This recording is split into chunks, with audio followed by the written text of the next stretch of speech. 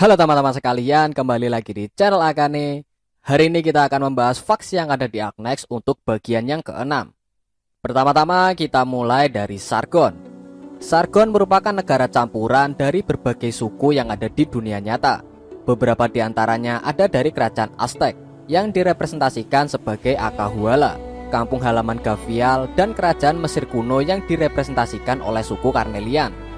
Padishah merepresentasikan Persia kuno dan lain sebagainya.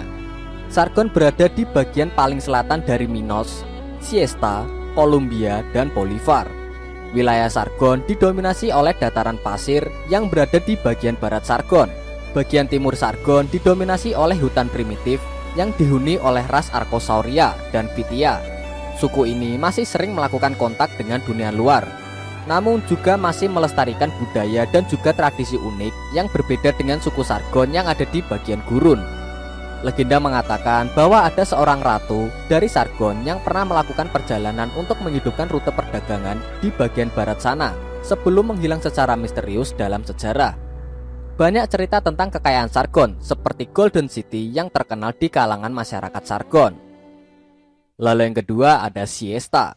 Siesta merupakan representasi dari Hawaii dari dunia nyata yang dikenal dengan topografi vulkaniknya dan destinasi para turis.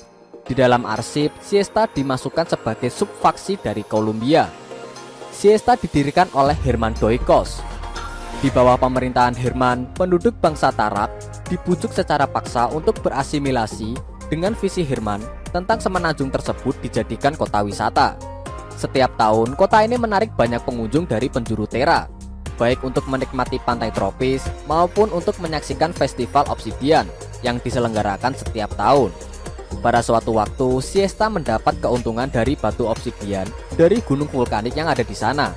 Penambangan tersebut dilakukan karena mineral tersebut dipercaya bisa menyembuhkan oripati, meskipun sudah dibantah oleh pihak Rhode Island dan kebanyakan ilmuwan di sana. Karena masalah lingkungan, Siesta melarang penambangan obsidian sekitar 15 tahun yang lalu. Meskipun begitu, penambangan tersebut masih beroperasi secara ilegal. Hal ini menyebabkan Originum Slug yang berada di sana memakan batu obsidian tersebut dan berevolusi menjadi seperti Pompeii. Lalu yang ketiga ada Sami. Sami merupakan negara yang berada di sebelah utara Kazimierz dan Ursus. Sami terkenal karena alamnya yang masih alami dan permandian air panasnya. Ketika negara lain semakin berkembang dengan teknologi yang semakin modern, Sami masih hidup dalam masyarakat suku primitif. Mereka meneruskan cara hidup mereka ini yang telah berusia ribuan tahun.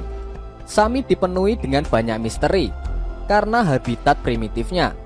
Karena hal itu, Sami dikenal dengan bakatnya dalam Originium Arts. Sami dihuni oleh iblis-iblis Eldritch yang dijaga oleh negara si Snow Priest bersama dengan Emperor's Blade. Bahkan secara tersirat, Sami hidup berdampingan dengan para Veranmuts kuno di Tera yang menyembunyikan identitas mereka. Ada juga cerita yang mengatakan bahwa ada sebuah gunung yang bergerak dengan sendirinya. Bukan karena topografi yang ada di sana, namun gunung yang bergerak tersebut dikenal sebagai salah satu Veranmuts kuno yang ada di Tera. Gunung ini bernama Velvertron. Gunung ini disinggung pada salah satu note IS-2 bernama Teller of Tales. Bagi kalian yang suka skip-skip cerita pasti nggak tahu. Tapi kalau kalian baca, ada seorang petualang yang mengatakan bahwa ada gunung yang berjalan perlahan di Sami. Gunung yang dimaksud adalah Velvertron, sebuah gunung yang juga merupakan Veranmuts atau dewa. Lalu yang keempat ada Sirakusa. Sirakusa merupakan negara yang merepresentasikan Italia dari dunia nyata. Nama Sirakusa diambil dari nama Italia Syracuse dan kota bersejarah bernama Sicily. Sirakusa didominasi oleh ras Lupo dan Vulpo, seperti Texas, Lapland, dan Chamare. Sirakusa terletak di antara Kasdel, Laterano, dan Letania. Sirakusa adalah negara konfederasi yang dikendalikan oleh 12 keluarga mafia di bawah kepemimpinan Capo de' Capi. Negara ini memiliki beberapa kebudayaan yang sangat mirip dengan Italia, mulai dari makanan dan juga bahasa yang digunakan.